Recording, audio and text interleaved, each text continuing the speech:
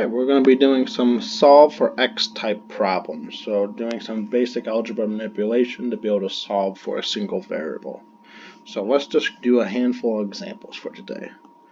So our first example is going to be we have 3x plus 4 equals to 2x plus 10. To be able to solve this, we first need to combine like terms. So if we subtract 2x both sides, so that way we can cancel out the 2x on the right hand side, we are going to be left with x plus 4 on the left hand side and only 10 on the right hand side. And then we can subtract 4 to both sides and we should get x equals to 6. So that should be our solution. Now we can actually double check our answer if we wish by plugging x equals 6 back into our original equation. So if we have 3 times 6 plus 4 equals to 2 times 6 plus 10, we should get 18 plus 4 equals to 12 plus 10, and we get 22 equals 22. And notice that that's a valid statement. If for some reason while we were doing our arithmetic and we got 5 here, and we plugged in 5 throughout here, we're going to get something funny like 9 equals to 10 or something.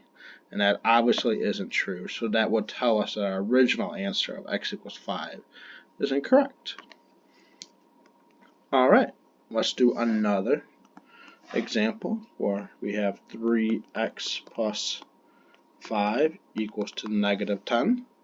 Once again, the first thing we want to do is be able to combine our like terms. So if we subtract 5 to both sides of the equation, and we're going to get 3x equals to negative 15.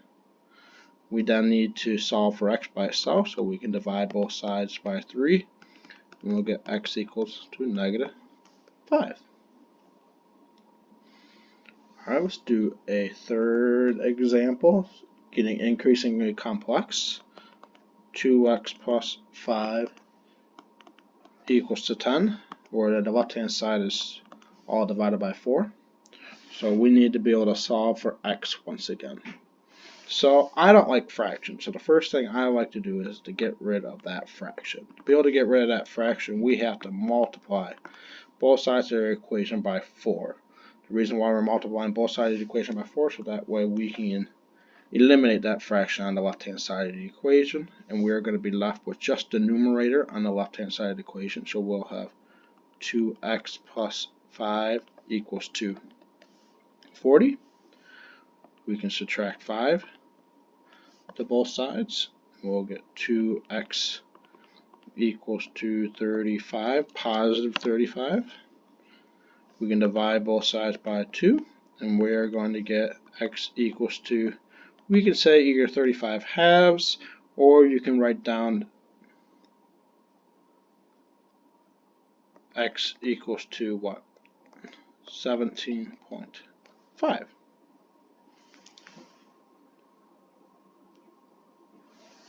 Let's do another example. Once again, increasingly complex. 1/8 equals to x plus 4 divided by x minus 6. Once again, let's start getting rid of those fractions. I say we get rid of this 8 fraction first, so we are going to multiply both sides of our equation by 8. So we're going to get 1 equals to, now we have to distribute this 8 into the numerator, so we're going to times both of these terms by 8, and we're going to get 8x plus 32 all divided by x minus 6. We are then can multiply both sides of our equation by x minus 6, and we are going to get x minus 6 equals to 8x plus 32. Start combining our like terms. So if we add 6 to both sides, we'll get x equals to 8x plus 38. we can then subtract 8x to both sides. And we're going to get negative 7x equals to 38.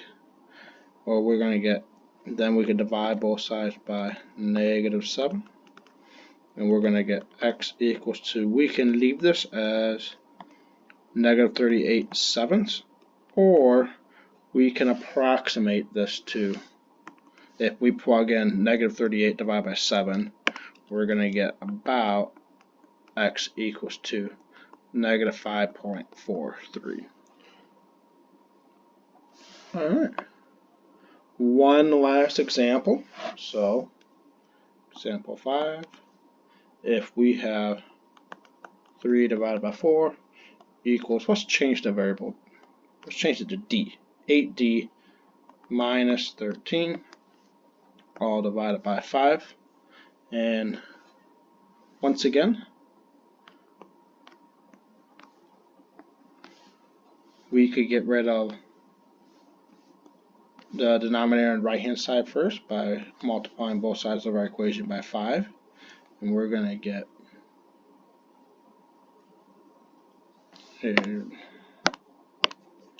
let's multiply both sides of our equation by 4 first. That was the way I had it in my notes. So let's multiply both sides of the equation by 4 first. And so that way the denominator on the left hand side can get eliminated, and we'll be left with 3 equals to 8d minus 13 all divided by 5 all times 4. We have to distribute once again this 4 into the numerator term, and we're going to get 3 equals to 32d minus 4 times 13 is 52 all divided by 5. So once again, we have to multiply both sides of our equation by the denominator to be able to simplify our equation. So we're going to get 15 equals to 32d minus 52. We can add 52 to both sides of our equation. So 15 plus 52, we're up to 67 equals 32d. And we can leave this as d equals to 67 32. Or if you plug that into your calculator, we are going to get about d equals to 2.09. Alright, so those are some examples for those types of solve for x problems that we might be facing. Take care.